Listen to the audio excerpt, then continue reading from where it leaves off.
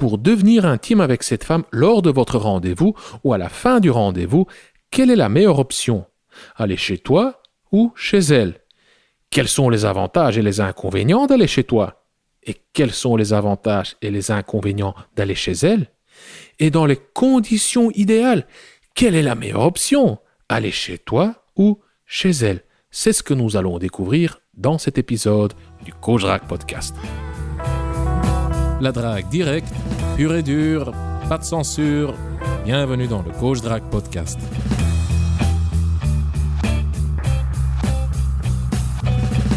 Roby, t'es chaud boulette aujourd'hui? Franchement, c'est pas mal.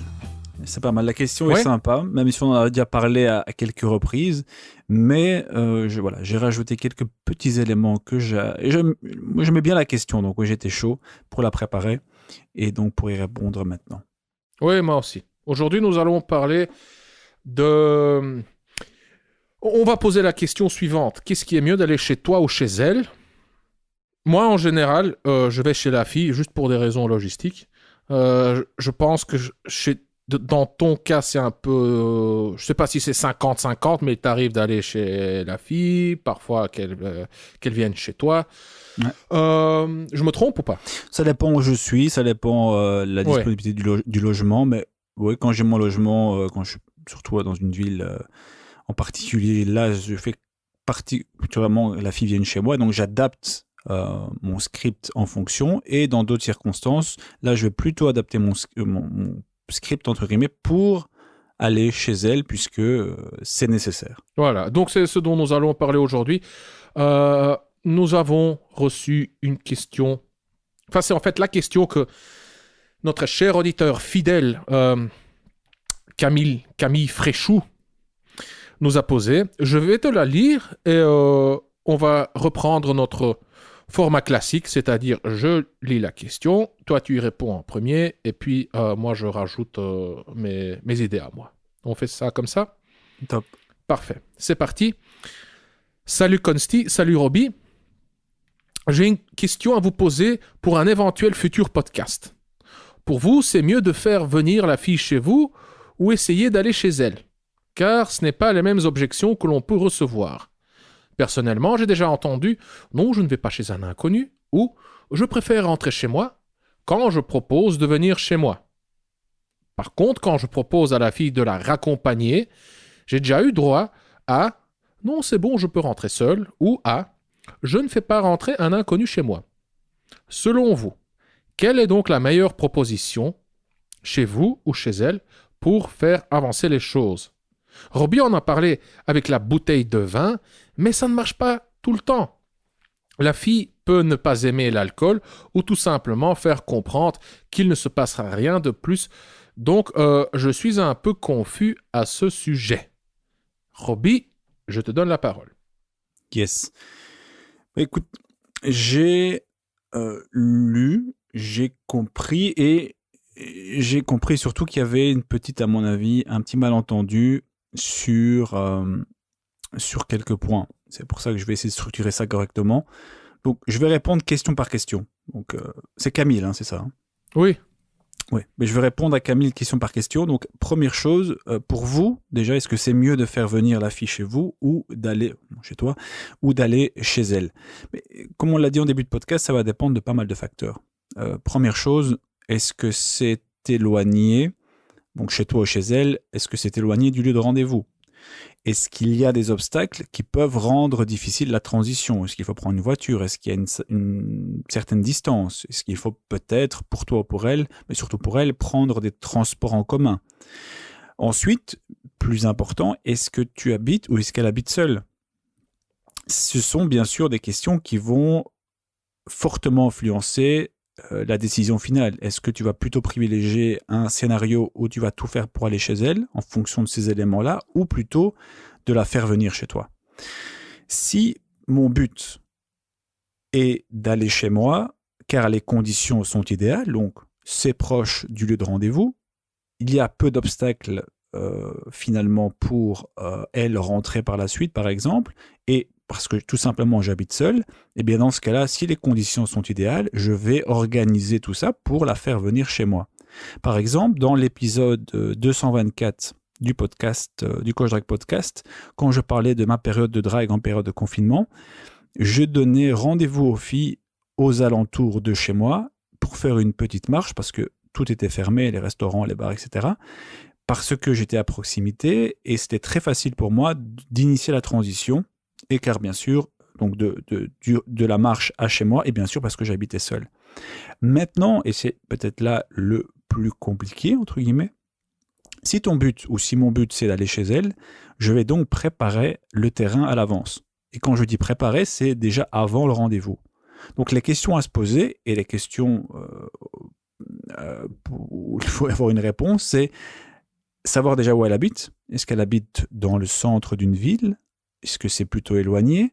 Si c'est dans le centre-ville, par exemple, tu peux prévoir un verre dans un bar à proximité, quand c'est ouvert, bien entendu, pour le moment, ou en cas même de lockdown. Là, je te renvoie à l'épisode 224 où on parle d'une tactique, hein, c'est pas vraiment quelque chose de révolutionnaire, puisque tout le monde, à mon avis, a fait ça, c'est de faire une petite marche dans un parc, etc., dans les rues, et puis essayer d'amorcer la transition chez toi ou chez elle.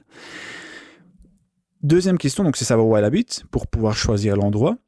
Si tu veux aller chez elle, bien entendu, donc savoir où elle habite. Est-ce qu'elle habite seule?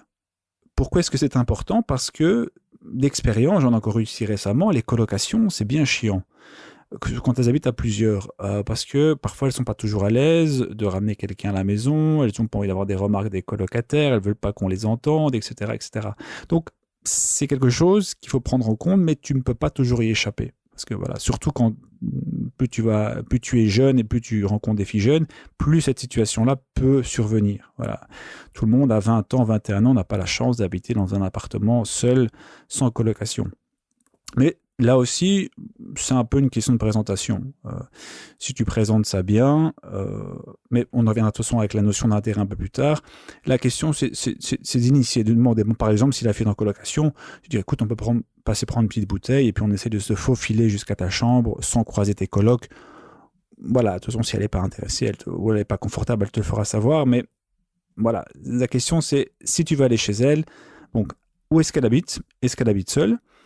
Et pour savoir si elle habite seule, tu peux soit lui demander, de but en blanc, est-ce qu'elle habite seule? Ou pour l'instant, moi, ce que j'utilise beaucoup comme phrase, c'est une façon différente de le dire, c'est est-ce qu'elle a des colocs pour le moment? Et cette phrase m'est venue à l'esprit grâce ou à cause du confinement. Je lui posais la question si elle avait des colocs qui étaient là pour lui remonter le moral ou cuisiner pour elle, par exemple. De sorte à ce qu'elle me dise oui, j'ai des colocs ou non, j'habite toute seule. Et ça me permet donc d'avoir la deuxième réponse à ma question, est-ce qu'elle habite seule? Donc je sais où elle habite, je sais qu'elle habite seule. Et le troisième élément important, c'est aussi de savoir et de connaître ses jours favoris, le timing, le planning. Si elle travaille tôt le lendemain, imaginons que tu veuilles la voir le mercredi, mais qu'elle travaille très tôt le lendemain, tu augmentes les obstacles. Et donc même si tu choisis le bon endroit où aller boire un verre parce qu'elle habite à proximité, même si elle habite seule, si tu choisis mal le jour, le timing, tu peux avoir ce type de réponse où elle va refuser parce qu'elle n'est pas dans les conditions idéales pour continuer la soirée chez elle. Donc voilà, 3 éléments importants que je pose, que j'essaie, l'information que j'essaie de récolter avant d'aller chez elle. Ça, c'était pour ta première question. Donc, est-ce que c'est mieux de la faire venir chez toi ou chez elle? Voilà, ça dépend de tous ces éléments-là en premier lieu. Deuxième question, je reprends ce que Camille écrit. Donc, personnellement, j'ai déjà entendu « Non, je ne vais pas chez un inconnu » ou « Je préfère rentrer chez moi » quand je proposais à la fille de venir chez moi. Et quand je proposais à la fille de la raccompagner, j'ai eu droit à « Non, c'est bon, je peux rentrer seule » ou je ne fais pas rentrer un inconnu chez moi. Alors, ici, c'est important, et c'est peut-être le petit malentendu, donc pour moi, ici, c'est pas lié intrinsèquement au fait, c'est pas lié à la question d'aller chez toi ou chez elle, selon moi. C'est surtout, et comme souvent d'ailleurs, une question d'intérêt. Donc, après, je dis pas que le fait de se sentir à l'aise ne joue pas un rôle dans le fait qu'elle refuse ou qu'elle accepte que tu viennes chez elle. Par exemple, dans l'épisode 224 du Coach Drag Podcast sur la drague pendant le confinement, j'expliquais pourquoi je proposais aux filles de faire une petite balade avant. Donc c'était, pour rappel, des filles qui venaient principalement, non pas principalement, uniquement du web dating, de la drague en ligne, donc que j'avais jamais vu auparavant, et je savais, et tous les mecs qui ont un peu d'expérience le savent, que les filles ont eu un tas de mauvaises expériences via les rencontres qui ont lieu via la drague en ligne. Et donc, elles préfèrent jouer la carte de la sécurité, ce qui est compréhensible. Donc, on faisait une petite marche de sorte à ce qu'elles puissent me voir avant de les amener chez moi. Et donc, parfois, effectivement, si elles te disent ça, c'est possible, on peut pas éliminer l'hypothèse, c'est possible qu'elles n'aient effectivement pas suffisamment de confiance pour te faire entrer chez elle. Mais c'est aussi également, et probablement le cas, une question de manque d'intérêt. Donc à ce moment-là, la question, en tout cas la clé, c'est l'observation. Est-ce qu'elle est vraiment intéressée, mais elle utilise ses objections de manière authentique, tu sens qu'elle est vraiment pas à l'aise à l'idée de te faire entrer chez elle, ou est-ce qu'elle est simplement pas intéressée et elle utilise ce genre de phrase comme échappatoire, tout simplement. Et laisse-moi te donner un petit exemple. C'est un d'autant plus bel exemple qu'il est très, très contrasté. C'était durant cette période de confinement encore, il y a quelques mois. J'avais je pense que j'avais un rendez-vous vers 19h et j'avais normalement un autre rendez-vous vers 22h. Il n'y avait pas encore de bar fermé, j'étais à l'étranger, il n'y avait pas de bar fermé, mais il y avait un couvre-feu à minuit, je pense. Et donc j'ai un premier rendez-vous, il se passe très bien, et vu que l'heure avançait, j'ai fait du Robbie 2.0, j'ai accéléré tout ça, finalement j'ai réussi à la ramener chez moi, on a passé un super moment intime, et puis j'ai quand même essayé que l'autre parte le plus possible pour aller voir une Norvégienne un peu plus tard. Je pense qu'on s'est donné rendez-vous à 22h, soit 2 heures avant que le bar à vin ferme, parce que je me disais, ouais, je peux faire une très bonne soirée ici.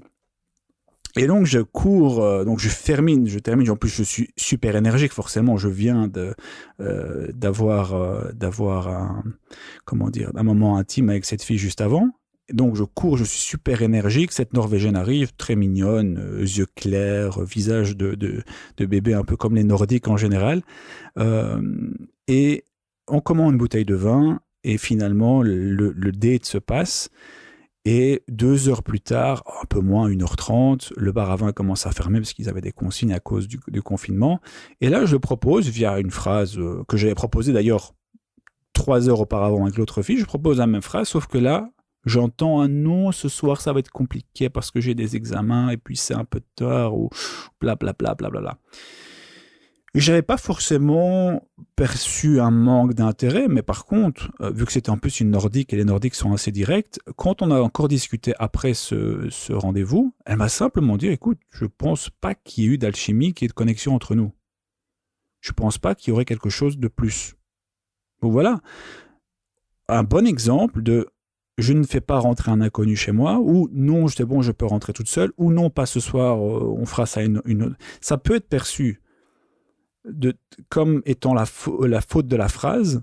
Par exemple, oui, si la fille ne veut pas, si elle n'aime pas le vin ou que sais-je, mais en fait, c'est simplement un échappatoire qu'elle utilise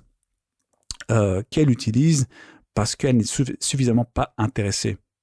Tout ce que tu peux faire toi, c'est se faire le boulot. Donc c'est via des petites techniques. Je donnerai un peu 1 ou 2 phrases un peu plus tard pour fluidifier la transition, mais c'est pas des phrases magiques dans le sens où si l'intérêt n'est pas présent, t'as beau utiliser n'importe quelle phrase, c'est que l'intérêt n'est tout simplement pas là. Ce que tu peux par contre faire, et de nouveau, ça n'aura pas d'effet magique, c'est simplement pour te donner plus d'idées, c'est quand tu proposes de rentrer chez elle ou d'aller chez toi, c'est de, entre guillemets, justifier ou, entre guillemets, motiver ta demande. Qu'est-ce que je veux dire ? Laisse-moi te donner un exemple qui est issu du script, donc de ma formation le script. Au lieu de dire simplement viens, on va chez moi, on va boire un dernier verre, ce qui peut très bien fonctionner, attention.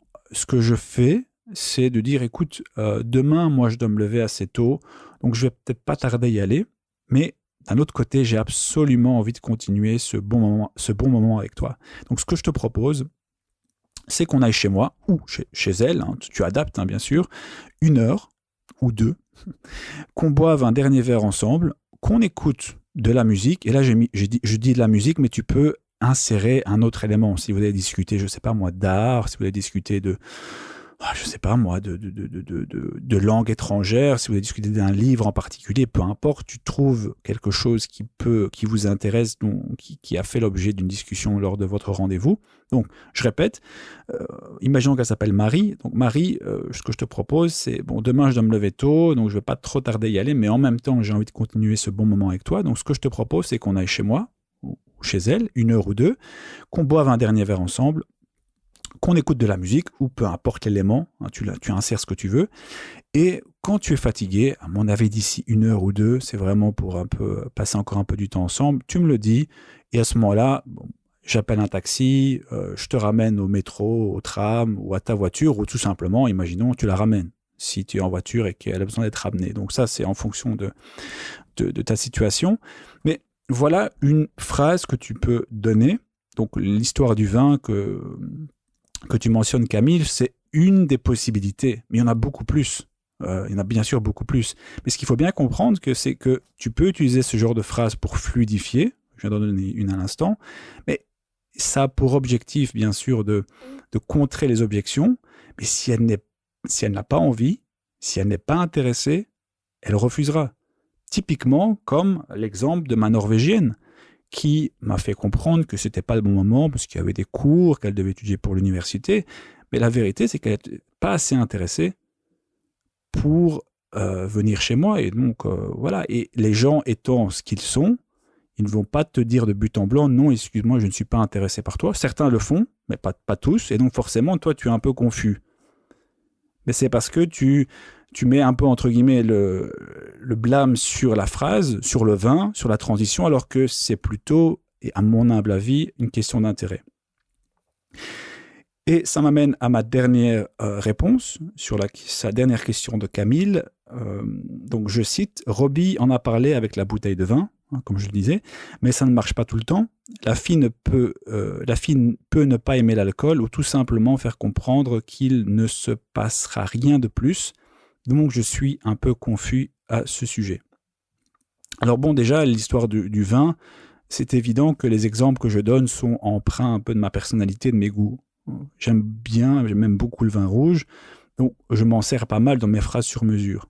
Mais cela peut être des cocktails, des bières, du thé, du café, ou peut-être même ta dernière recette smoothie incroyable. Je veux dire, il n'y a pas d'obligation de boire de l'alcool. Je le mentionne parce que moi j'aime bien, et les filles généralement que j'ai en rendez-vous aiment bien aussi, parce que ça fait partie un peu de mes routines. Notamment quand je propose un rendez-vous sur la drague en ligne, je leur demande est-ce qu'elles sont plutôt bière, vin ou cocktail, et ça me permet d'amorcer la transition pour proposer un rendez-vous. Mais je sais qu'il y a des filles... J'adore cette phrase, hein, je te l'ai piquée. Oui, elle est bien, et bon, après, voilà, c'est parce que moi j'aime bien le vin rouge, et les filles à qui je discute aiment bien aussi, mais il y a des gens qui n'aiment pas l'alcool, qui ne boivent pas d'alcool, donc tu adaptes simplement, choisis du thé, du café, du smoothie, bon, c'est pas le plus important. L'important, c'est la forme, le fond, tu peux le changer. C'est un peu d'ailleurs comme la technique du sac du supermarché. Je ne sais plus dans quel podcast on avait discuté, mais quel était le principe? C'était d'arriver au rendez-vous avec ton sac de courses. Bon, tu essayes de pas trop le charger quand même, parce que bon, voilà. Et quand tu arrives au rendez-vous, tu fais simplement une petite allusion à la fille en disant écoute, j'ai pas eu le temps de passer chez moi, rentrer mes courses. Bon, ça ici vraiment dans l'hypothèse où tu vas rentrer chez toi après, bien sûr. Hein, donc ça on est d'accord. Et donc tu arrives au rendez-vous, tu n'as pas eu le temps de rentrer chez toi pour ranger tes courses. Et vous passez le rendez-vous et ensuite tu utilises l'excuse du sac pour rentrer chez toi, pour ranger tes courses, et en même temps tu lui proposes éventuellement de goûter le vin, le thé, le café ou peu importe ce que tu viens d'acheter finalement en faisant tes courses. Voilà, c'est un peu la même logique, donc tu peux adapter, tu n'es pas obligé de lui faire boire de l'alcool si tu n'aimes pas ou si elle n'aime pas. Et puis ça dépend aussi le moment de la journée, bien que moi, que ce soit 13h ou 20h, je m'en fous un petit peu. Mais donc voilà, c'est un peu adapté. Mais si elle te fait comprendre que rien de plus se passera, c'est pas lié à la phrase, c'est pas lié au vin, c'est simplement lié au manque d'intérêt. Donc la question à se poser plutôt, Camille, c'est 1. Est-ce que tu as bien décrypté son intérêt? Si tu ne sais pas comment faire, bon, je pense qu'il y a quand même pas mal de podcasts où on explique sur quoi se reposer pour connaître son intérêt. Sinon, il y a même le petit livre La séduire ou l'oublier, au cas où. Et alors, lors du rendez-vous, c'est est-ce que tu as bien progressé intimement avec elle? Est-ce que tu n'as pas proposé d'aller chez elle ou chez toi alors que le rendez-vous était simplement plat, amical et sans intérêt de son côté? C'est ça. Je veux dire, si tu as bien analysé donc sa logistique, tu sais qu'elle ne travaille pas, qu'elle est libre, tu sais qu'elle habite seule, tu sais qu'elle habite pas très loin, tu passes un bon rendez-vous, tu proposes ça et à un moment donné, ça ne passe pas. Et donc là, je renvoie à ce que j'ai dit plus tôt. Est-ce que elle est sincère? Est-ce qu'elle est vraiment pas à l'aise? Est-ce que ça va vraiment trop rapidement? Est-ce qu'elle m'a donné des indices qu'elle était suffisamment intéressée durant le rendez-vous? Et ici, on est plus dans l'exception. Ou est-ce que c'est simplement ce qu'elle te dit, je n'ai pas assez confiance, je ne fais pas rentrer un inconnu chez moi, ou je ne sais pas quelle autre excuse? Est-ce que c'est simplement la formalisation du manque d'intérêt? Donc, c'est ça la question à se poser. Si tu sens que ça s'est bien passé, que tu as même pu l'embrasser, qu'elle est vraiment très intéressée, quand tu lui proposes, elle te dit je ne suis pas assez à l'aise, et tu sens vraiment que le baiser était déjà ce que tu pouvais faire de plus ce soir-là, dans ce cas-là, tu économises une cartouche et tu n'insistes pas et tu gardes ça pour la prochaine fois. Donc, voilà, c'est plutôt une question, c'est pas une question de vin, c'est pas une question de chez elle, de chez toi, c'est tout un ensemble. Et les phrases de conclusion, c'est simplement une pièce du puzzle. Les phrases de conclusion, ou plutôt ici les phrases de transition pour t'aider du lieu de rendez-vous à aller chez toi ou chez elle, c'est simplement une pièce du puzzle. Mais avant, il y a toutes les autres pièces du puzzle. Il y a le rendez-vous, il y a l'escalation durant le rendez-vous, il y a éventuellement le baiser, il y a toutes ces étapes qui sont forcément dépendantes de cette transition. Donc voilà. Top. Réponse complète, claire, pratique. Donc, Camille ou Camille, tu peux reprendre les phrases de Robbie, les tester, éventuellement les adapter à ta sauce. Mais comme Robbie l'a dit, ces phrases sont secondaires. Si la fille n'est pas assez intéressée, il n'y a rien qui va marcher, elle va te le faire comprendre. Ce n'est pas une phrase magique qui va changer ça. Quand elle n'est pas intéressée, elle va garder une certaine distance. Souvent, de manière indirecte, elle te fera comprendre que jusqu'ici et pas plus loin. Stop. Voilà. Donc, alors, Robbie, oui, on est un vieux couple, hein. C'est marrant comme, de nouveau, tu donnes, enfin, on pense de la même manière, on donne les mêmes réponses, on les formule juste autrement. Quoique ici, il y a quand même quelques nuances, quelques différences. C'est bien, hein, on se complète. Tu as été plus complet que moi, je pense. Tu as donné aussi des exemples plus pratiques, plus concrets. Comme souvent, hein, moi, je reste plus abstrait, plus dans l'analyse. Bref, je vais donner ma version. Alors, ramener la fille chez toi ou chez elle. Quelle est la meilleure option? La réponse TLDR, hein, Too Long Don't Read ou quelque chose comme ça. Bref, la réponse courte, c'est l'idéal serait d'aller chez toi, car comme ça, tu as plus de contrôle sur le processus de séduction. Ça, c'est dans les conditions idéales. Voici maintenant la réponse réaliste. Eh bien, comme Robbie l'a dit, ça va dépendre de la logistique. Dans le contexte de la séduction, qu'est-ce que c'est exactement cette maudite logistique? Tu sais, moi, Robbie, ça fait en fait, en faisant la préparation de ce podcast, je me suis rendu compte que c'est un mot, que la logistique, que le mot logistique, je l'emploie depuis, je sais pas moi, depuis des décennies, et qu'en fait, je ne sais pas exactement ce que ça veut dire. quand tu me demandes c'est quoi la logistique dans un contexte général, pas dans le contexte de la séduction, je suis là un peu... L'organisation. Pardon? L'organisation. Oui, en général, donc en dehors du contexte de la séduction, la logistique, c'est quoi? Alors, moi, je suis un peu bouche bée, tu vois, genre, c'est à voir avec, oui, l'organisation, avec le transport, tu vois, le truc machin, voilà, c'est transport, quoi. Hein? Organisation, enfin... hein? Bref, donc... Et donc, j'ai checké un peu sur Google, hein, et donc j'ai... De nouveau, hein, souvent, la définition reste trop complexe, je trouve. Mais donc, j'ai trouvé une définition qui me convient, je l'ai un peu adapté à ma sauce, je l'ai simplifié pour que mon esprit simple puisse comprendre finalement ce que ça veut dire logistique. Et puis je vais donner la définition de logistique dans le contexte de la séduction. Alors, la logistique, c'est quoi exactement? Ben, c'est la gestion ou l'organisation du flux des ressources du point d'origine jusqu'à la destination finale. Voilà, donc tu as des ressources, ça peut être des matériaux bruts, des informations, des produits premiers, des produits terminés, des produits primaires, des produits terminés, de point A à point B. Voilà, donc au final, hein, effectivement, c'est une question de transport, c'est une question de coordination, de gestion d'informations et de ressources. Voilà. Maintenant, c'est trop abstrait, c'est trop... Voilà, on s'en fout. Hein. Nous, ce qu'on veut, c'est de l'amour, de l'affection et pécho. Dans le contexte de la séduction, la logistique, c'est quoi exactement? C'est tout ce qui fait référence à où est-ce que tu habites, Camille, cher auditeur. Où est-ce que tu habites? Où est-ce qu'elle habite? Quelle est la distance du lieu du rendez-vous jusqu'à chez toi ou chez elle? Est-ce que tu habites seul? Est-ce qu'elle habite seule? Quelles sont tes disponibilités à toi? Quelles sont ses disponibilités à elle?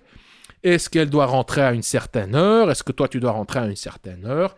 Est-ce qu'elle doit partir le lendemain tôt pour aller travailler ou quoi? Est-ce que toi, tu dois te lever tôt pour aller travailler?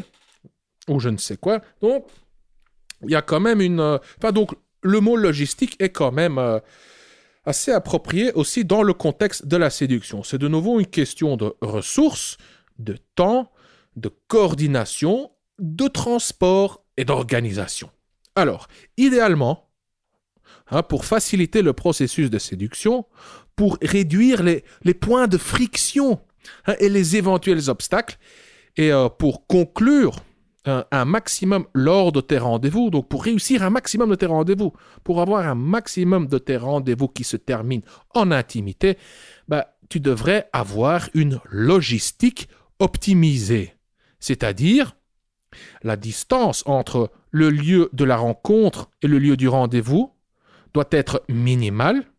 Hein, si tu rencontres la femme dans la vraie vie, hein, comme la rue ou quoi.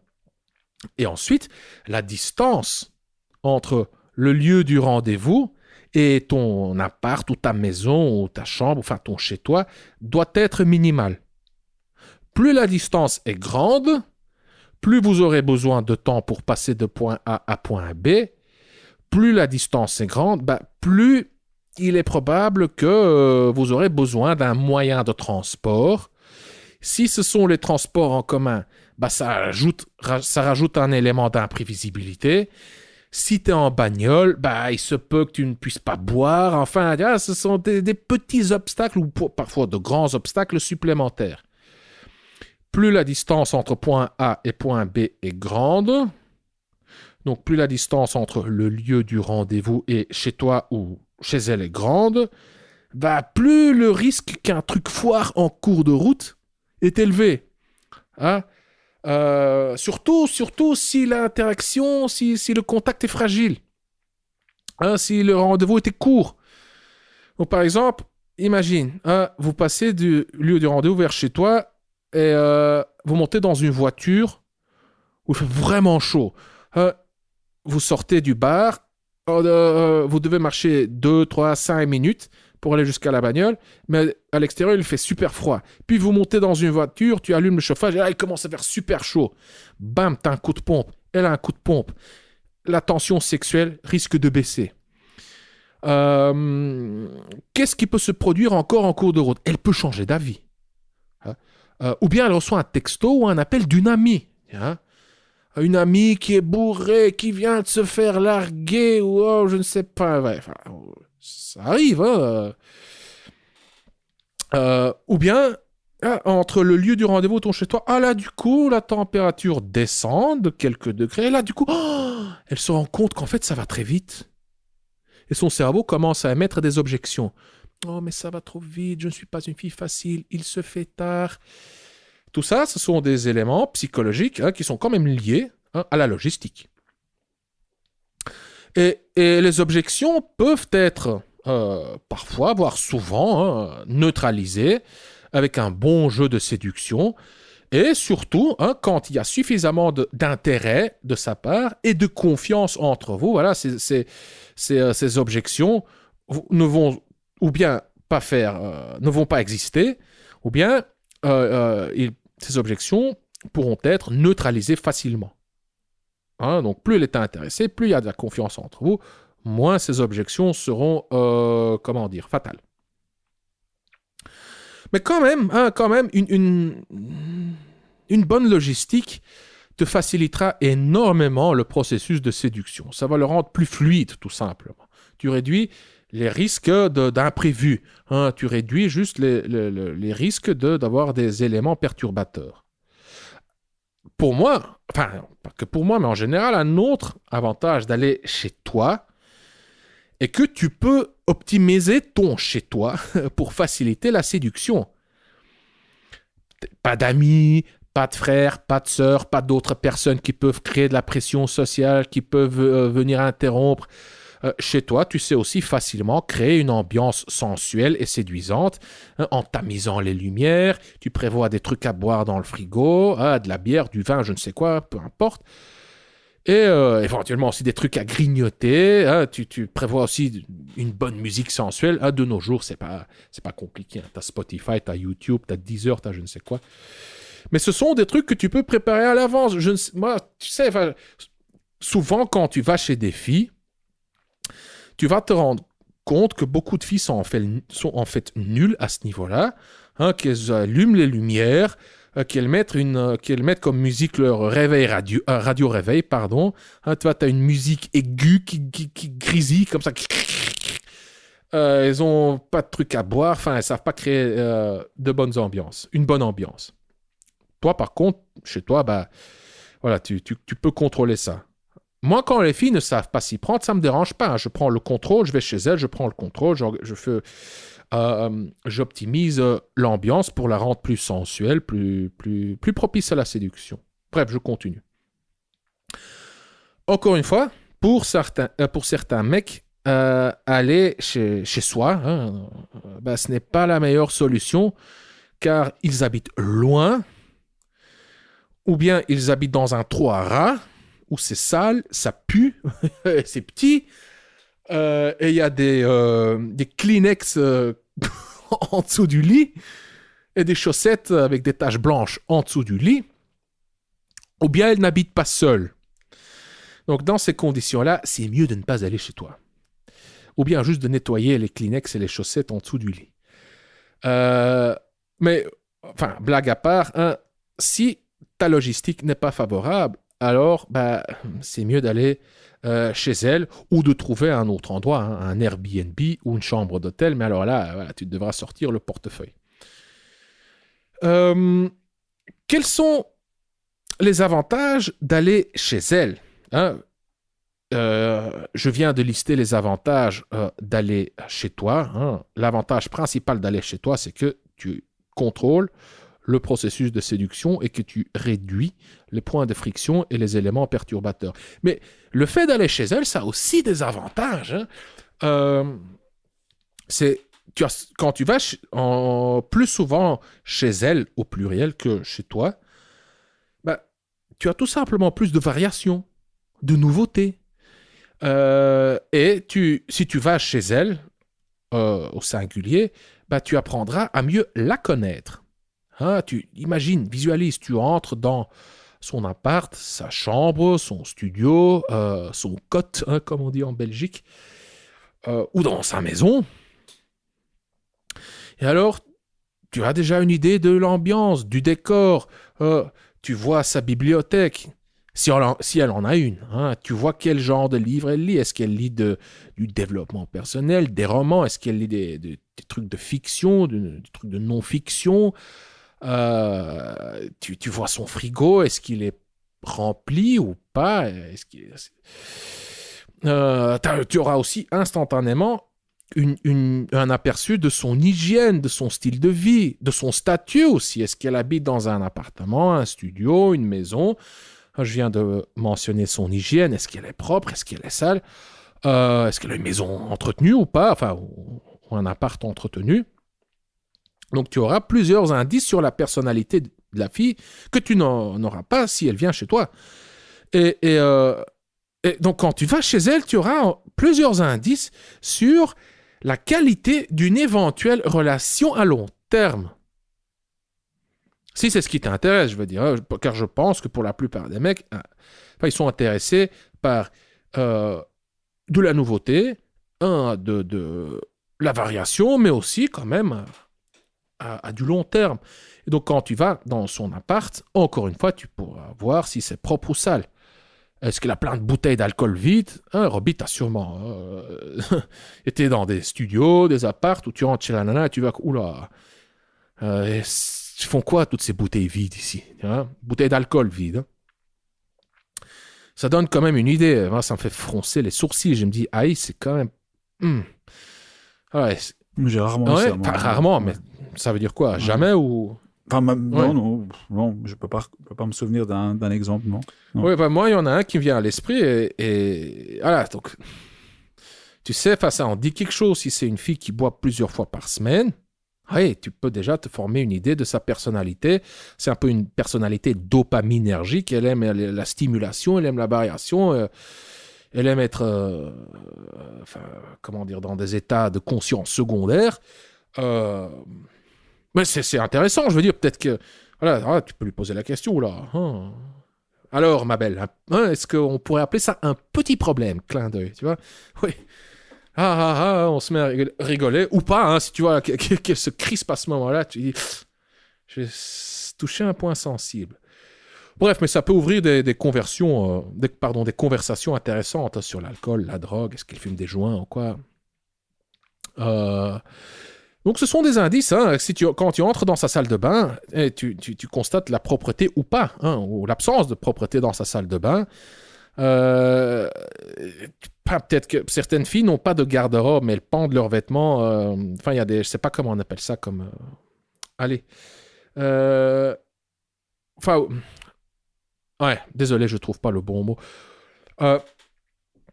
Mais tu peux jeter un coup d'œil si c'est permis, si c'est OK, si elle est à l'aise, ou si c'est visible tout simplement à leur garde-robe. Hein. La propreté de la chambre à coucher, tout ça, ça en dit plein de choses sur elle. Hein. Est-ce que quand tu vas chez elle, est-ce qu'elle s'occupe de toi? Est-ce qu'elle te demande de t'installer confortablement? Est-ce qu'elle ouvre la bouteille de vin? Est-ce qu'elle te prépare un truc à grignoter? Ou est-ce que quand tu vas chez elle, elle s'assied... maladroitement à côté de toi, un peu mal à l'aise, genre je ne sais pas trop comment me comporter, tu vois, un peu de manière passive, un peu de s'assied à côté de toi en attendant ton initiative, hein. Tout ça, tous ces petits éléments ce sont des indicateurs, quoi. Tu apprends juste à mieux la connaître. Quand tu restes dormir chez elle, le lendemain, est-ce qu'elle prépare le petit déjeuner ou pas? Donc, tout ça, ce sont des indices, des infos que tu ne vas tout simplement pas obtenir quand tu vas chez toi. Donc, aller chez la fille a quand même des avantages. Donc, ici, je viens de te donner un exemple concernant cette fille, quand tu vas chez elle. Mais quand tu répètes ce schéma, quand tu vas régulièrement chez des femmes, dans leurs habitations, tu apprends à mieux connaître les femmes en général. Quand tu vois plein d'habitations de femmes, tu développes une meilleure intuition sociale les concernant. Tu développes une meilleure intuition sociale concernant leur environnement intime, leur habitation. Et oui, est-ce que c'est est-il dans un contexte de séduction? Pour moi, ça l'est. Pour moi, personnellement, ça l'est car moi, je ramène quasiment jamais des femmes chez moi, sauf si j'ai déjà, si je développe une relation stable et durable avec ces femmes. Car j'ai tout simplement ma femme et mon gosse. Et donc là, si on veut s'amuser, si on va faire du bruit, je préfère éviter. Hein, si on s'amuse et on fait du bruit, qu'est-ce que je vais dire le lendemain à mon fils? Papa, je vous ai entendu. C'était quoi ce bruit cette nuit? Ah oui, mon fils, t'inquiète, on était en train de lutter, on jouait, on faisait la bagarre, on se bagarrait pour jouer.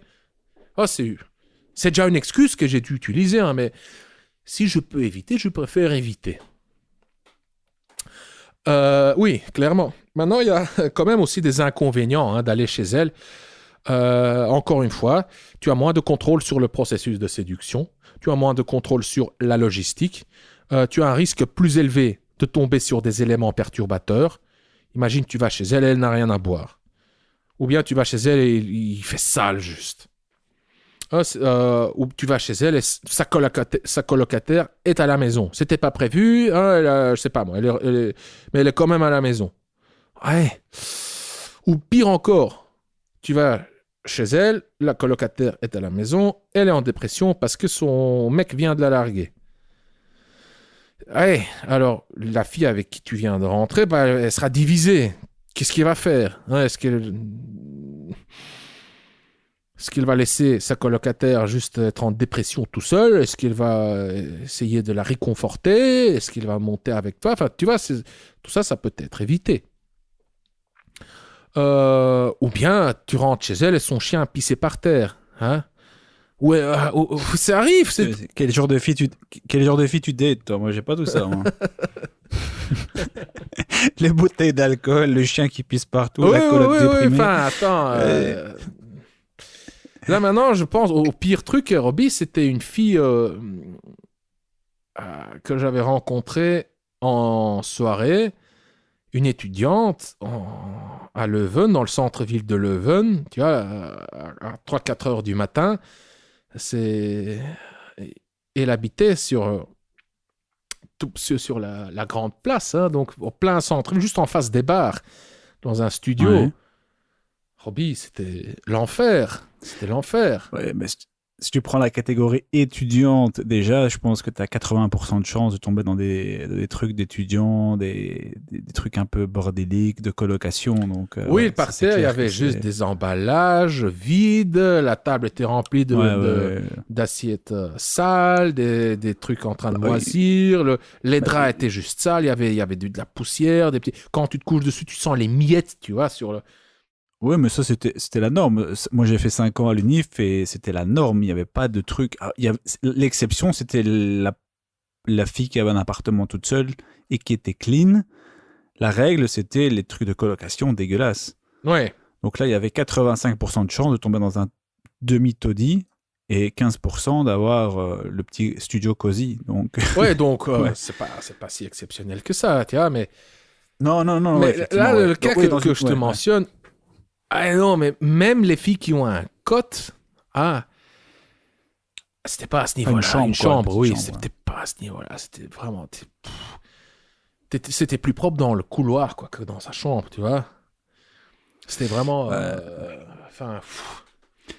Oui, non, mais t'as raison, ça n'aide pas au climat. Surtout, quand t'es jeune, tu peux peut-être encore faire abstraction de ça, mais plus tu prends de la bouteille, sans jeu de mots, plus tu fais attention à ce genre de choses et plus ça te rebute un petit peu. T'es plus sensible, tu veux un petit environnement un peu charnel, un peu glamour, et quand tu rentres, t'as pas un environnement glamour, ça donne pas envie. D'ailleurs, je voulais te couper tout à l'heure, mais je l'ai pas fait, mais j'ai eu ça récemment avec un rendez-vous, et tu l'as très bien dit, je l'ai pas mentionné dans mes notes, et après je te rends la parole. Mais c'est vrai que j'ai fait des rendez-vous chez les filles il y a pas tout récemment, et comme tu dis, elles font pas attention à la luminosité, à la musique, c'est froid, c'est pas pensé, et donc ça peut littéralement changer la dynamique d'un rendez-vous et d'une soirée. Ouais, ça peut casser l'ambiance. ça peut casser l'ambiance, et donc tu as tout à fait raison. Soit tu prends l'initiative et tu dis, bon, écoute, alors moi, ce que je fais quand elles partent aux toilettes, tu vois, j'essaye de réorganiser ça calmement, pour pas qu'elles voient les trucs, mais genre la lumière, je la tourne un petit peu pour pas qu'on ait une espèce de gros spot dans le visage, des choses comme ça, mais c'est vrai qu'elles sont pas vraiment douées pour ça, alors que chez moi, c'est réglé comme du papier à musique, quoi, Ouais. hein. Dès que je rentre dans un appartement, même en Airbnb, la première chose que je fais, c'est tout penser et organiser la scène du crime, Ouais. quoi. C'est obligé, hein. Oui, oui. Enfin, voilà. Oui, enfin, voilà, exactement. Et moi, j'ai un petit sac à main, un man bag. Ouais, on se moque souvent d'eux, même les filles, hein, parce qu'il est tellement rempli que ça fait plutôt, c'est plus vraiment un man bag, c'est vraiment, on dirait, une sacoche de femme. Et ce que j'ai là-dedans, c'est du lubrifiant, mais aussi des petites lampes de vélo qu'on peut recharger avec une clé USB. Des lampes qu'on met à l'arrière, des lampes rouges. Pourquoi? Car c'est parfait pour créer une ambiance érotique, sensuelle, même un peu une ambiance de bordel. Et donc, quand tu mets ces petites lampes, tu les allumes, pas qu'elles ne doivent pas clignoter, tu les allumes juste pour que ça brille continuellement. Hein, c'est une lampe rouge. Et tu la mets contre le mur pour qu'elle tourner vers le haut.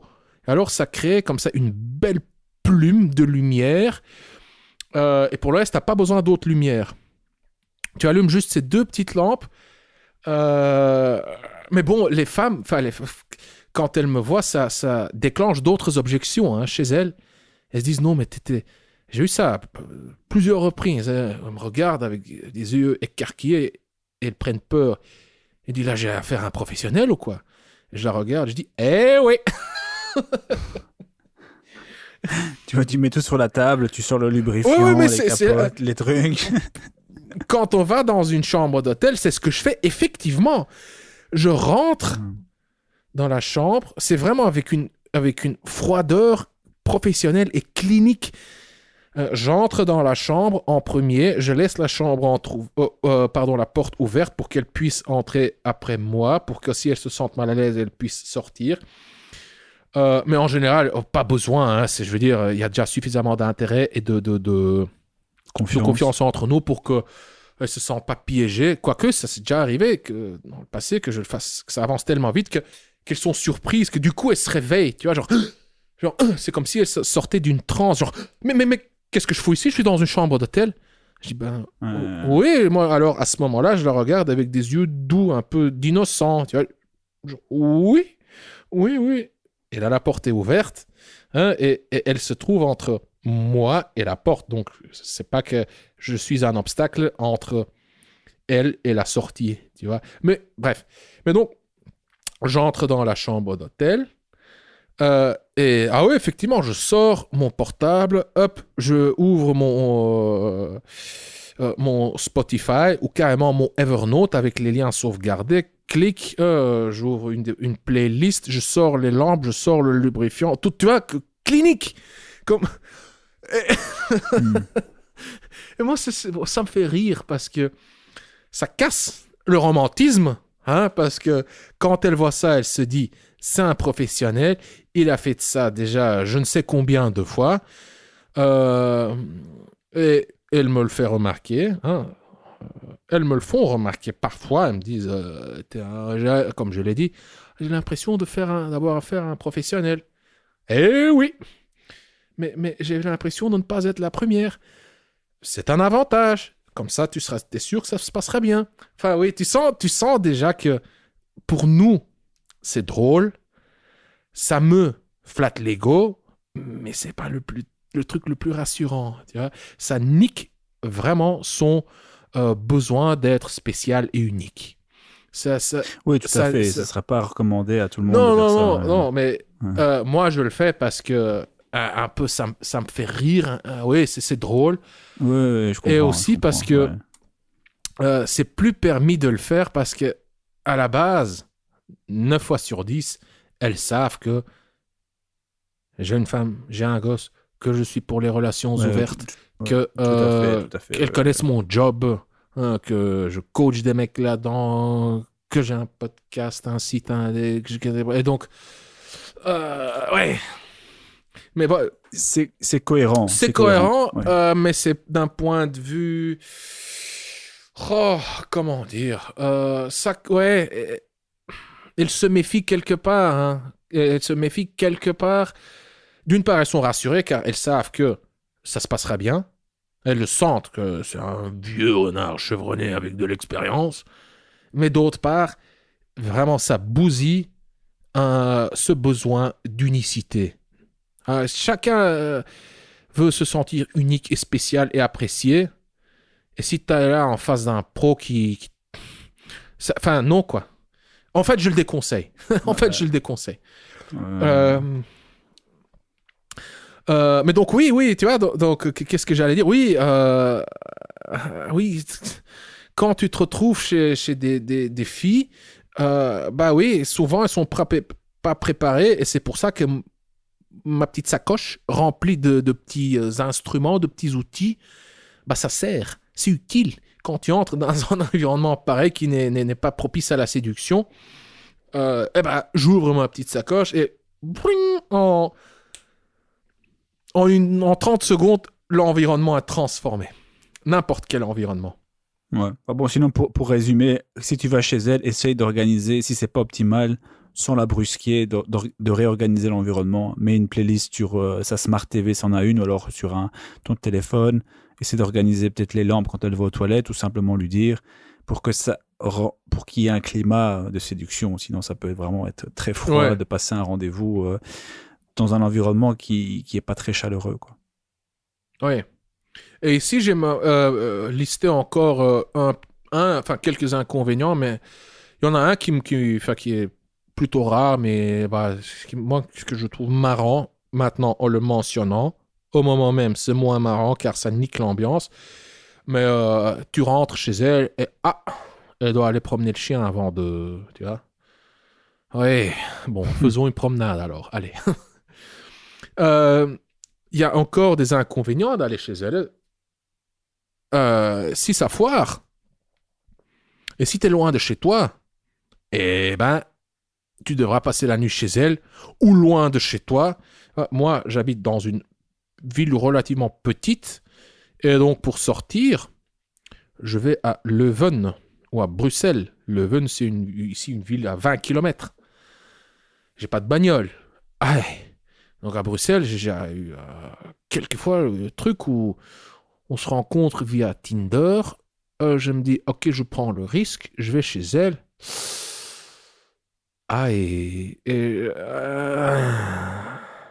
Ça se passe pas top, tu vois. Merde, qu'est-ce que je fous maintenant? J'ai pris le risque, il y a plus de train. Ah ouais. Ok, bah alors quand Steve repart à la chasse, hein, à Bruxelles, dans les bars, les boîtes, tout ça. Ou bien Consti, il est obligé de rester chez elle, quoi, jusqu'au petit matin pour reprendre le premier train. Tu vois?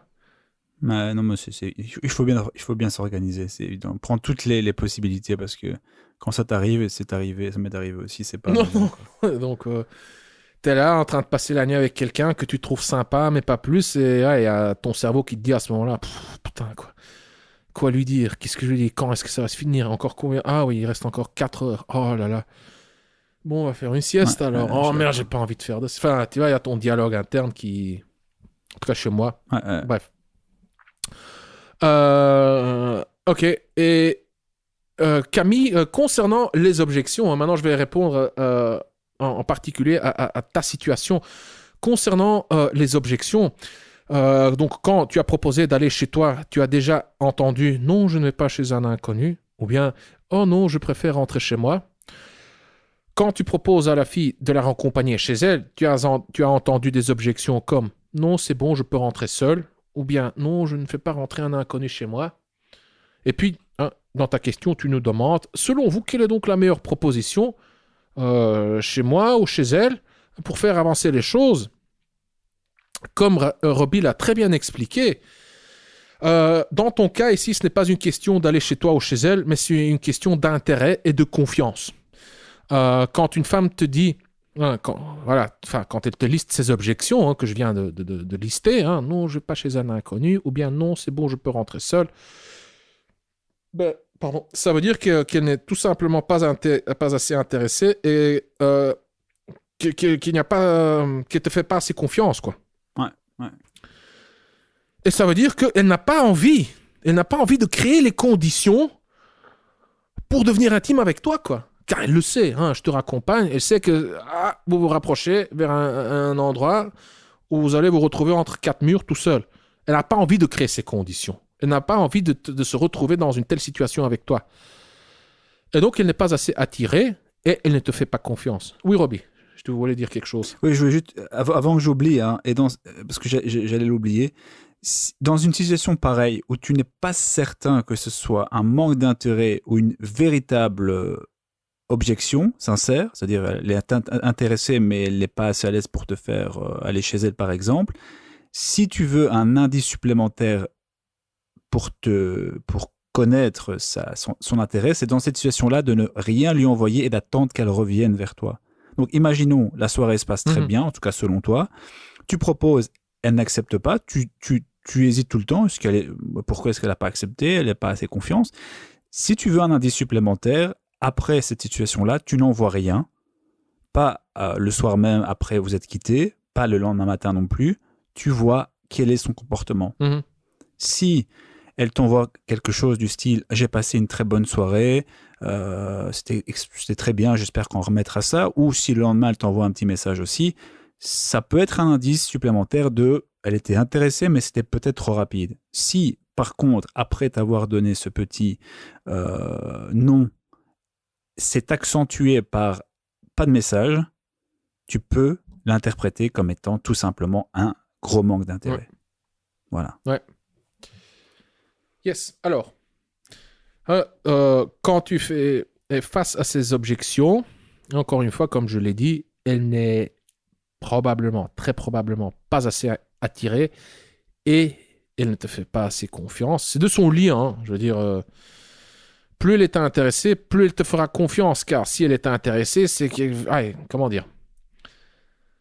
Je ne sais pas comment l'expliquer, mais je pense que c'est clair. Quand une fille est intéressée, elle va automatiquement baisser ses gardes et te faire confiance, quoi. Alors, pourquoi est-ce qu'elle n'est pas assez attirée? Pourquoi est-ce qu'elle ne te fait pas confiance? Ici, j'ai formulé quelques hypothèses. Hein. Tout d'abord, ta VMA, ta valeur sur le marché de l'amour, n'est pas assez élevée. Ou plutôt, tu n'as pas assez de valeur à ses yeux. Tu n'es peut-être pas assez attirant physiquement. Ou bien il y a un truc qui cloche au niveau de tes compétences sociales. Hein. Peut-être que tu dégages une petite vibe, une petite énergie qui la met mal à l'aise. Hein. Tu as des gars comme ça qui sont beaux, mais qui ont un truc bizarre. Genre, ouf, c'est quoi ça? Il y a un truc qui va pas.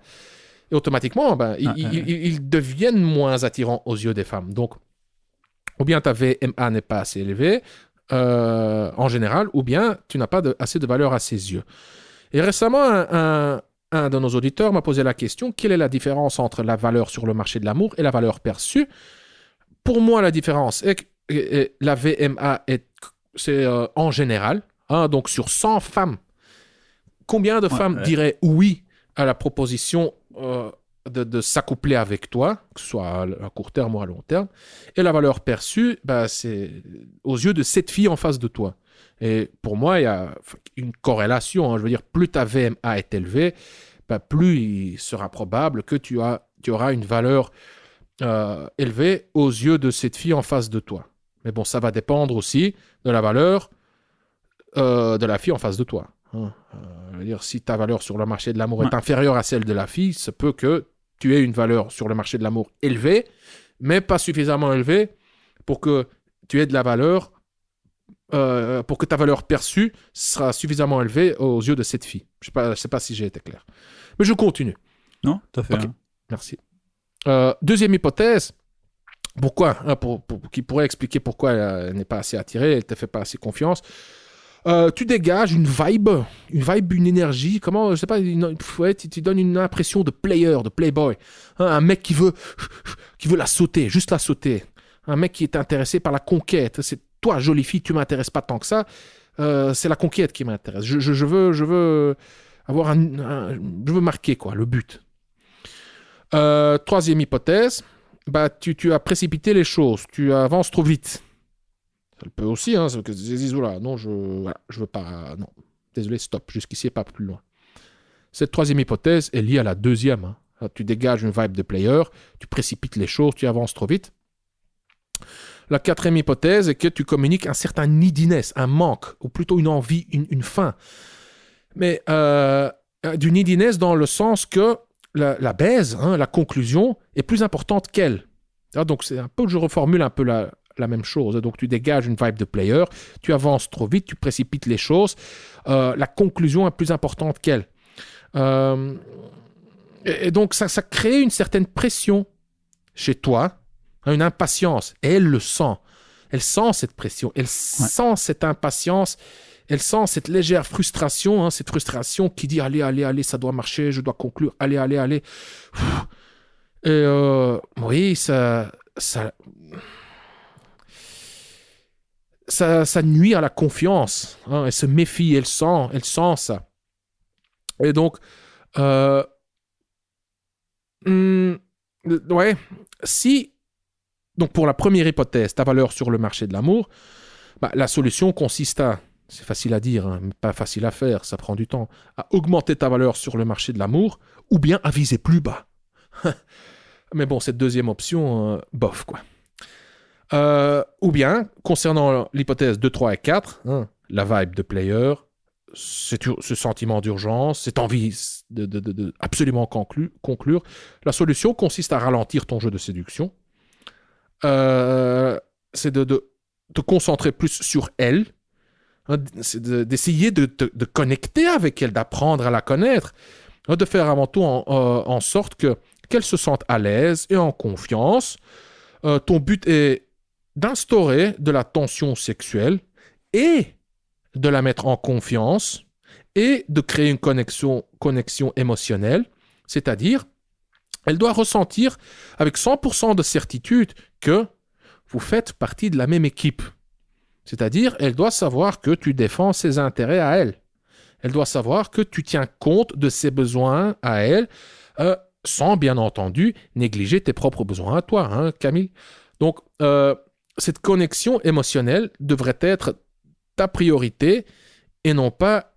et ta priorité ne devrait pas être ta volonté de conclure absolument. Je veux dire, tu peux avoir deux objectifs simultanés. Hein. Tu peux vouloir coucher avec elle et vouloir créer une connexion émotionnelle. Mais si tu te concentres avant tout sur la fille, si tu ouvres ton radar, si tu deviens plus réceptif à ses signaux, à ce qu'elle te dit, si tu t'intéresses à elle, la conclusion va se faire plus comment dire, plus probablement, quoi. Tu augmentes tes chances de devenir intime avec elle. Et quand tu te concentres sur cette connexion émotionnelle, elle aura l'impression qu'il y a une complicité qui se crée entre vous, qu'elle y gagne, hein, que tu signifies quelque chose pour elle, que tu as une valeur ajoutée, hein, que tu es un mec bien, un mec avec qui elle pourrait développer une amitié ou une relation sexuelle. Car je veux dire, l'amitié et le sexe ne sont pas mutuellement exclusifs. Hein. On va pas... Je veux dire, dans la communauté de séduction, on parle souvent de friend zone. C'est comme si la friend zone sous-entend de l'amitié. Ça ne veut pas dire que c'est l'un ou l'autre. Hein. Tu peux développer une relation amicale avec une fille avec qui tu couches. C'est ce qu'on appelle les sex friends, quoi, hein, des friends with benefits.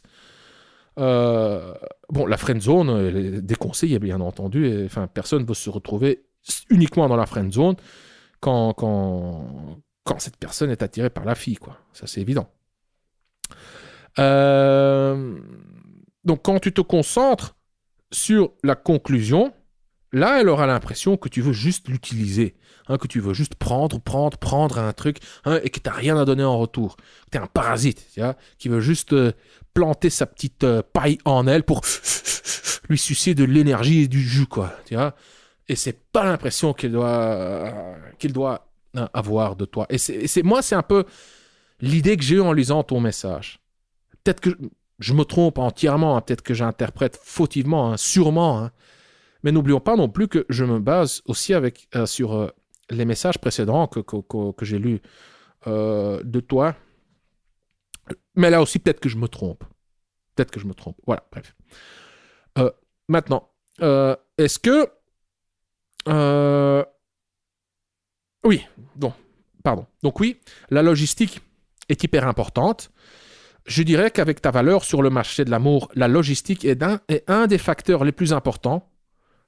Oui, je ne vois pas d'autres facteurs plus importants que ça. Ta valeur sur le marché de l'amour et une bonne logistique. la logistique pour ton succès auprès des femmes. Car moi, le game, la séduction, moi je le place dans la VMA. La VMA est constituée de ton apparence physique, ton statut, ton intelligence et tes compétences sociales. Et pour moi, le game fait partie de tes compétences sociales. Donc, avec la valeur sur le marché de l'amour, la logistique est le facteur le plus important. Et ta VMA et la logistique vont déterminer ton succès auprès des femmes. Mais dans ton cas, Camille, je pense que ce n'est pas vraiment une question de logistique, mais surtout une question d'intérêt et de confiance. Donc, elle n'est pas assez intéressée, elle ne te fait pas assez confiance. Les femmes qui expriment ce genre d'objection ne te font tout simplement pas assez confiance, quoi. Elles ne sont pas assez attirées. Maintenant, est-ce que tu souhaites savoir comment créer de la tension sexuelle et cette complicité dont j'ai parlé? Est-ce que tu souhaites savoir comment rentrer avec elle de manière fluide, sans friction, chez toi ou chez elle, après le rendez-vous, pour bien entendu devenir intime avec elle? Si oui, alors je t'invite à jeter un coup d'œil à la formation Le Script et plus précisément de jeter un coup d'œil au module sur le rendez-vous. Ce module légendaire sur le rendez-vous, chaque fois que je fais la promo du script, j'en parle de ce module. Car, à mon sens, comme je viens de le dire, il est légendaire, il est juste exceptionnel. Ouais, et sur YouTube, tu le vois régulièrement dans les commentaires, les gens nous laissent des témoignages dans les commentaires sur YouTube. Ils parlent du script. Merci pour le script. Le script est top, il a amélioré mon game. J'ai obtenu des résultats, c'est-à-dire des rendez-vous, j'étais intime, j'ai couché avec des filles, quoi, grâce au script. C'est jamais grâce au script, c'est jamais grâce à la formation. C'est toi, cher client, qui a appliqué, quoi. C'est bon. Je sais pas, tu sais, parce que moi je pense qu'on peut vraiment dire qu'avec le script, en 3 jours, tu passes de 0 à 1000 filles, je pense. Oui. Vraiment. Robbie, ne sois pas modeste, en 2 jours. En 2 jours, ouais, 2 jours. Ouais, de 0 à 3 semaines, ouais. de 0 à 1000 filles avec un mauvais physique, avec 0 compétences sociales, tout grâce au script. Voilà. Non, blague à part. Restons réalistes. Blague à part. C'est une blague, cher auditeur, bien entendu. Car n'oublions pas, il y a des gens parmi nous qui nous écoutent qui pourraient y croire vraiment, qui n'entendent pas l'ironie dans ce que tu dis, ou le sarcasme. Oui, non, c'était bien sûr ironique. Oui. Non, c'est clair. Oui, donc le module légendaire sur le rendez-vous. Le script, c'est la Bible de la drague directe structurée. Tu apprendras quoi dire, comment le dire, mot pour aborder une femme. Ensuite, développer la conversation, pour prendre ses coordonnées, pour fixer le rendez-vous par message et conclure lors de ce rendez-vous. Et par conclure, je veux bien entendu dire devenir intime. Tu recevras des phrases, des techniques et des scripts de drague tout fait. Quand je dis des scripts, ce sont des phrases, des paragraphes, quoi, je ne sais pas comment le dire, des textes, donc, tu recevras des phrases, des techniques et des scripts de drague tout fait, d'où le nom, le script, pour passer de blabla à crac-crac, pour donc parcourir le processus de séduction fluidement, de l'approche à la conclusion en passant par toutes les étapes intermédiaires. Le script est constitué de 7 modules. Un module sur la drague dans la rue, un module sur la drague dans les bars. J'espère qu'il sera de nouveau utile, ce module, d'ici quelques semaines. Et qu'on va... Semaines, oui. Qu'on va déconfiner. Il y a un module sur la drague sur Internet, sur les applications et les sites de rencontres. Il y a un module sur la drague par message, le text game, comme on dit en anglais. Dans le module sur le text game, tu apprendras comment transformer ce numéro dans ton téléphone ou ses coordonnées, quoi, ce Facebook, Instagram, ce numéro, ce WhatsApp, bref, comment le transformer en rendez-vous. Il y a un module sur le rendez-vous, hein, le fameux module sur le rendez-vous. Dans le module sur le rendez-vous, tu apprendras comment passer de « Ah bonjour, content de te revoir » à « oh oui, encore, vas-y, oui. » Enfin, Attention, c'est limite ça. ouais. C'est un gros vendeur, hein, ça. Quoique. Et la beauté de ce module sur le rendez-vous est que le rendez-vous est découpé en phases. Tu recevras des phrases, des techniques pour transiter de manière fluide d'une phase à l'autre. Tu comprendras, tu sauras comment faire monter la température graduellement, fluidement. Donc, comment instaurer de la tension sexuelle. Tu sauras comment instaurer un climat de confiance entre vous. Donc, il peut y avoir de la tension sexuelle, mais si c'est compétitif, parfois avec certaines filles, tu as des interactions, il y a du désir, il y a de l'intrigue, mais c'est compétitif. C'est dominant contre dominant. Et là, souvent, pam, ça explose et ça donne rien. Mais donc, ce qui est mieux, c'est d'instaurer un climat de confiance, un climat de collaboration. C'est ce que tu apprendras dans le module sur le rendez-vous. Tu apprendras comment tester son niveau d'intérêt, mais aussi comment augmenter son intérêt. Les rendez-vous formels et sympas durant lesquels tu ne sais pas où tu en es, c'est fini. Tenter le tout pour le tout à la fin du rendez-vous pour l'embrasser, c'est fini. Maintenant, tu sauras exactement quoi faire, comment le faire, graduellement, fluidement, tu sauras où tu en es tout simplement. Donc, tu minimises le risque du râteau, tu maximises tes chances de devenir intime avec elle. Bref, tu sauras tout simplement comment passer de rendez-vous fantastiques, légers, enjoués, qui débordent d'énergie sexuelle et qui souvent se terminent à l'horizontale. Et si cette femme a des objections, tu sauras mot pour mot quoi dire, comment le dire pour neutraliser ces objections, pour réduire le stress, pour la mettre en confiance. Et attention, ce n'est pas une question de manipulation, ce n'est pas une question de je vais utiliser une technique mesquine pour la mettre en confiance, et j'ai un double agenda, je vais la mettre en confiance pour pouvoir coucher avec elle. Ouais. Mais ça peut sonner paradoxal car on parle de technique de drague, de phrases de drague, et en même temps, on parle d'empathie. Donc, c'est vraiment une question d'empathie. C'est une question de la comprendre, de comprendre ses craintes. C'est une question de se mettre à sa place et de la rassurer, c'est de la comprendre. C'est une question de penser à elle et non pas à tes petites envies, tes petits besoins. Toi, tu as envie de tremper ton macaron. Non, voilà, comme je viens de le dire, c'est une question d'empathie. Mais quand tu vas utiliser ces phrases, ces techniques de drague et ces petits scripts, ton attention sera automatiquement focalisée sur elle. À cause du contenu, tout simplement, de ces phrases et de ces techniques et de ces scripts. Voilà, et bon, pour en savoir plus, pour comprendre comment ça marche vraiment, je t'invite à jeter un coup d'œil à la formation, le script. Donc, pour plus d'infos sur le script, clique sur le lien se trouvant dans la description. Je pense qu'on vient de faire le tour, Roby, n'est-ce pas? Top. Moi, j'ai tout dit. Est-ce que tu as quelque chose à rajouter? Non, rien. Juste à un moment donné, je pensais que tu allais dire qu'il y avait un module sur le déconfinement, parce que tu avais fait la transition avec les bars. Et donc, je me dis, si on fait un module sur le déconfinement, je pense qu'on pourra l'envoyer à quelques gouvernements. Mais non, à part ça, très bien. Très bonne promo, comme d'habitude. Et je me suis mal exprimé, désolé. Non, mais c'est moi qui ai rigolé.